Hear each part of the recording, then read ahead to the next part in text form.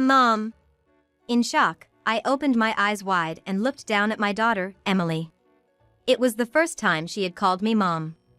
Emily, my husband's daughter from his previous marriage, hadn't warmed up to me at all this past year.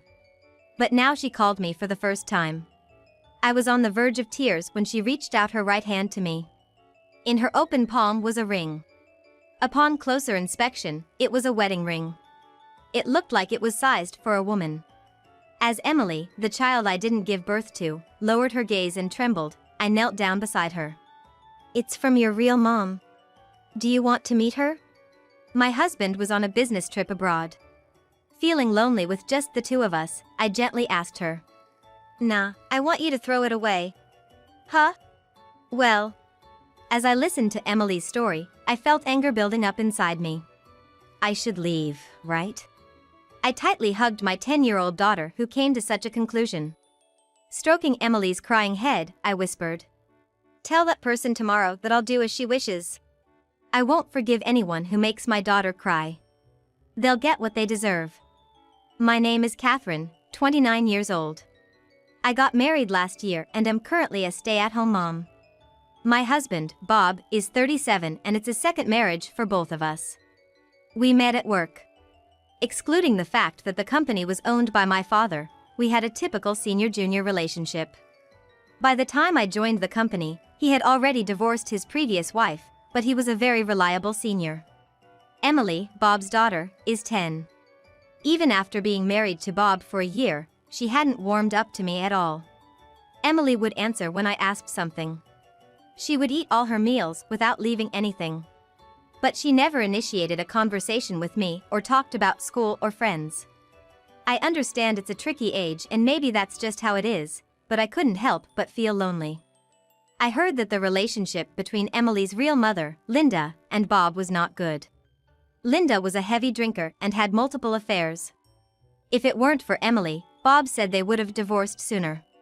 There were times when Bob would come home late at night and find the house empty. It was said that once or twice, a kindergarten-aged Emily was left alone, crying. Because of this, they often had marital disputes. Emily apparently saw all this and kept saying through her tears, "I don't want you guys to split up." Back then, Emily really had it tough. That's what Bob said. Indeed, she was left alone at home, feeling lonely and scared, crying, and then hearing her parents argue because of it. It was probably a time when she needed her mom's affection the most. Every day, she should have been playing, laughing with her friends, unconditionally loved by her mom and dad, and going to bed happy. When she was in kindergarten, those should have been her days. I wanted to tell Linda straight to her face that she was a failure as a mother. The day Emily started second grade, Linda disappeared, leaving only a divorce paper with a ring and signature on the table. The breakfast dishes were still dirty, and the laundry wasn't done either. Emily probably didn't even understand what a divorce paper was. Thinking about how Emily felt waiting for her mother in such a situation broke my heart. For a year after that, Bob raised Emily on his own. Before that, Bob, being my senior, had often taught me and helped me with my work. So, I thought it was my turn to help him out, taking on some of his tasks and working late with him so he could get home earlier. But I wasn't the only one. Everyone supported Bob because he was competent and had a kind personality. When the school called because Emily had a fever, I was the one who made a fuss. "Please go home to her. It's so sad she's sick." "Well, I have a meeting in the afternoon. At least I want to make an apology call to them first." "Boss, can he go home right away?" "I can make the apology call." My voice echoed down the corridor. "I'll explain it to them." My dad, who happened to be passing by, let Bob go home immediately. After work, I visited Emily, and that incident brought Bob and me closer than ever before. My parents, who knew about Bob's reputation and character at the company, didn't object to our marriage, even though he was divorced. I consider Emily as my real family. Contrary to my feelings, even a year after our marriage, Emily hadn't warmed up to me. But on the night Bob left for an international business trip, Emily spoke to me. "Mom, actually, I stopped cooking and turned around. I looked down at Emily in disbelief. She finally called me for the first time. At the same time, I felt my vision blur. On the verge of tears. I sniffed and looked at Emily's outstretched right hand. On her palm was a small ring. Upon closer look, it was a wedding ring. Probably a woman's. It's my biological mother's. I wiped my hands on my apron and crouched down. Even if she was such a terrible mother, she might still be important to Emily. Bob was away on his business trip. I thought Emily might be feeling lonely with just me, a stranger, so I gently asked, "Do you want to see your real mom?" But Emily shook her head and said, "I want you to throw this away." "Why?" I wondered, baffled by her sudden request. "You know, I met my mom yesterday." "Yesterday? After school?" "Not just yesterday. Several times on my way home, she was there, asking about my new mom. Even if I said I didn't know, she kept asking. About me? I wondered why. Did she want to confirm her last bit of maternal love and whether her daughter was being treated well? But my thoughts were completely overturned. My mom said, "Your new mom is pretty wealthy, huh? I heard she's the daughter of the CEO where your dad works." Chills ran down my spine. I felt an overwhelming revulsion. "Weren't you told anything else?" "My mom met with my dad. She told my dad to either send me over or bring money. But it seems like dad doesn't have much money. Mom said she's gonna talk to my new mom next. She told me to throw a fit and say I don't want to go to her place." Tears streamed down Emily's face. I felt a wave of anger rising within me. Should I leave? I embraced my 10-year-old daughter, who had come to such a heartbreaking conclusion. Stroking Emily's tear-streaked face, I whispered, "Tell her tomorrow that you'll do as she wishes." I can't accept someone like that as a mother. She made my daughter cry. And she's gonna pay for it. That night, after Emily was asleep, I called Bob. I confirmed what Emily had told me earlier. "It's true. I didn't tell you, Catherine, because I didn't want to worry you. But ambushing Emily. I didn't know about that either. It was news to me. However, I did ask Emily if she wanted to live with her mom. Even though she's no good, she's Emily's real mom. But Emily said she didn't want to. She wants to continue living here. But it seems Linda has been visiting her quite a few times." Bob's anger was palpable even over the phone. I understood his feelings entirely. "Anyway, on the next school holiday, I'm gonna meet with Linda along with Emily," I told him. Bob responded with urgency in his voice. "Can you wait until I return from my trip?" "No, I can't. She made Emily cry. I can't stay quiet any longer." I reassured Bob, saying, "Don't worry." Then hung up. The next day, as I was tidying my room, Emily came home from school. "How was it today? Did she show up? Did you give her the note?" "Yes, she said to make sure I'm there at 10 a.m. on Saturday." "All right, thank you." The note I gave her specified to meet at a coffee shop on a school-free Saturday. I bet Linda believes she's gonna get money without any suspicion. Seeing the sad expression on Emily's face, I suggested, "How about we go buy some new clothes to wear?" "Huh? We gotta dress up nicely. It's gonna be the last time we see her on Saturday." Still looking unsure, I asked Emily one more time. "Are you really okay never seeing her again?" "I don't want to see someone who causes trouble for Dad and you," Emily said, her eyes filled with determination. "Well then, wash your hands, and have some snacks from the fridge," I instructed, and she happily complied. Watching Emily energetically exclaim "Yep," and dash to the bathroom, I began putting the old books I'd taken out back into the paper bag. Emily and I were dressed in clothes that anyone could instantly recognize as high-end brands, and we headed towards our designated coffee shop. I usually wouldn't pick out such clothes. Whether they're expensive or not, I just want to dress Emily in clothes she looks good in and that she loves. However, today even this serves as a way to challenge the other party. "All right, Emily? No matter what I or she says, you're gonna trust me, right?" Emily, nodding firmly, had her head gently stroked by me. Holding hands, we confidently walked into the coffee shop. "Oh, Emily, you're wearing such lovely clothes. It really suits you." Linda, who was already there, said with a big grin on her face. "Sit next to your mother," she instructed. Ignoring Linda's words, Emily chose to sit next to me. Linda's face twitched slightly, but she quickly put on a smile to cover it up. I also smiled and deliberately placed a heavy paper bag and a branded purse right in front of Emily.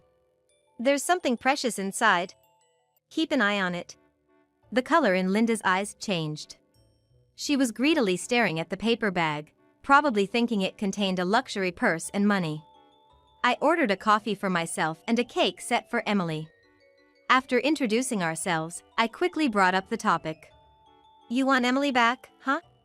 "Yes, indeed. She's such a lovely girl. I just want to raise her on my own," Linda replied. "I see. I heard from Bob that you, Catherine, truly love Emily like she's your own daughter." "Of course I do. Well, it breaks my heart to think of taking Emily away from someone like you. So, I was thinking maybe you'd give me something in return." Pretending not to understand, I tilted my head. Something in return? Like what?" "What? You know what I mean." "Sorry, I'm not really familiar with such things." During the ensuing awkward silence, I sipped my coffee.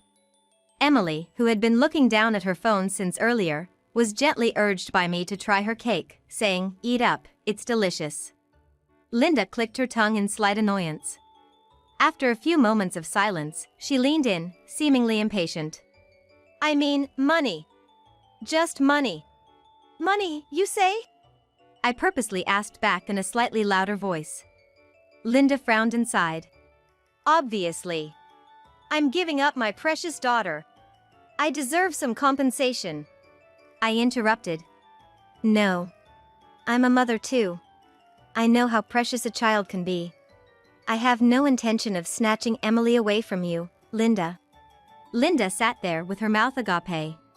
Emily looked surprised, dropping her fork and staring at me. I picked up the fallen fork and handed it back to Emily. She might have felt betrayed. It hurt me to think so, but since Emily had nodded in trust earlier, I decided to trust her as well. "What on earth are you talking about?" Linda exclaimed. "As I said, if both you and Emily wish, I will return Emily to you. I'll even help persuade Bob," I assured. Linda said in disbelief, "Hold on a minute," chuckling. She looked over at Emily with an anxious expression. "Emily, you don't want to be separated from Catherine and your dad, do you?" she said, almost accusingly. Emily looked at Linda, then at me, and looked down. Lifting her face, she replied, "Either way is fine." Then she dropped her gaze to her smartphone. "Are you crazy?" Bang. Linda slammed the table. Emily looked up in surprise. "Well, then, I want child support. $10,000. "No, that's not enough. Give me $50,000 to start." Linda was desperate. Her patience was running thin, and her true colors were starting to show. I leaned back in my chair and crossed my arms. "It's not up to you to decide, Linda. There should be a proper calculation for that. Discuss with Bob about paying more. It's not me who's gonna pay," I said firmly. Linda, who thought she'd get the money easily, was getting more and more frustrated. But I kept my cool and stared right back at her. This was just the beginning. I'm gonna push her into a corner to ensure she never shows up in front of Emily again. "You did tell me through Emily, right? That you'd do as I wished." "Yes." "You haven't done anything. Your father is a CEO, isn't he? He can afford it." As Linda's voice grew louder, I whispered, "People are watching." She looked around and shut her mouth. I exaggeratedly sighed and said, "What are you talking about? I checked with you first, right? You wanted to take custody of Emily. You said you wanted to raise her. I agreed to help. Is there a problem?" "What problem?" "You." Linda's lips trembled. I pressed on. "Also, Linda, how do you plan to support Emily? Child support is meant for Emily's necessities, not for your luxury, you know?" "That's ridiculous. Bob left me for a younger woman. Emily, if it comes to that, you'll suffer with me. If you don't want that, beg this woman to pay me." Her desperation was evident. She always lived selfishly, depending on others, never making an effort. It's no wonder she felt betrayed. She had it coming. So, are you saying this? Even though you have no intention of raising Emily, you want custody just for the money? Linda didn't answer. She just glared at me. I'll harass you until you pay up. I'll go to Emily's school. I'll scream outside your house. I'll make sure everyone knows you took her from me. Linda growled, showing she was beyond caring about appearances. That's enough. I reached out and grabbed a bag in front of Emily. From it, I took out a small voice recorder. I turned it off and showed it to Linda. That's a clear threat. And after hearing this, no one would want to give you custody. It's not about whether you have money or not, it's beyond that. Linda jumped up, damn it. She tried to snatch the recorder from me. But I pulled it away. As she lunged further, a hand from the side grabbed her wrist. Both Linda and I turned to look. Dad! Emily's voice echoed through the restaurant. Bob, why are you here? Linda was shocked. I was curious too. Bob, with a cold look, said to Linda, if you try to harm my wife, I'll sue. I had never seen Bob this assertive before. Daddy! Emily exclaimed, throwing her arms around him. Bob gently patted Emily's head. Although he was supposed to be on an overseas business trip, he was here. When asked why, he laughed and said, how could I not come back during a family crisis? He then turned his gaze back to Linda. You really should realize that as a mother, our daughter no longer accepts you. You're acting in ways that make you despised as a person. Though his voice hinted at anger, Bob spoke calmly. This, however, surely dealt a heavy blow to Linda. Possibly more than any argument I've presented before. After all, while Linda still addresses Bob by his old familiar name, Bob now addresses her more formally and speaks to her with a certain distance. Linda clenched her teeth, looking down, her body quivering with frustration. At least, she began, her voice low and strained. Suddenly, she reached out, pulling a paper bag towards herself. At least let me have this, she said, holding the bag protectively. It's fine, I responded casually. I was actually gonna sell these books at a used bookstore later. If you want them, they're yours. At my words, Linda let out a surprised huh? She checked the contents and quickly pushed them away. I don't want such dirty old books. This was exactly the reaction I expected from Linda. I couldn't help but sigh internally. Oh, Emily hurriedly picked up the book that had fallen to the floor. She dusted each one off, looking sympathetic, and returned them to the bag. I stood up and crouched next to Emily. These books were given to me by your grandpa, I explained. From Grandpa? Even though he's no longer with us, I thought he'd be okay with giving them away today. But since Linda doesn't seem to want them, would you like them, Emily? Emily looked up with a smile. Yes, I'll cherish and read them. That's good to hear, I smiled back. Some of these are first editions, worth thousands of dollars each. The one most taken aback by this was Linda. What? No way, I'll take the books. You said you'd give them to me, right? Bob sighed at the sight of Linda standing up.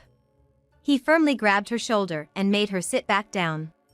You never learn, do you? This now belongs to Emily. Linda tried to reason. Bob, no, Mr. Bob, please convince your wife. I really need the money. Bob responded, I don't care. But, I will cover the bill for our drinks here.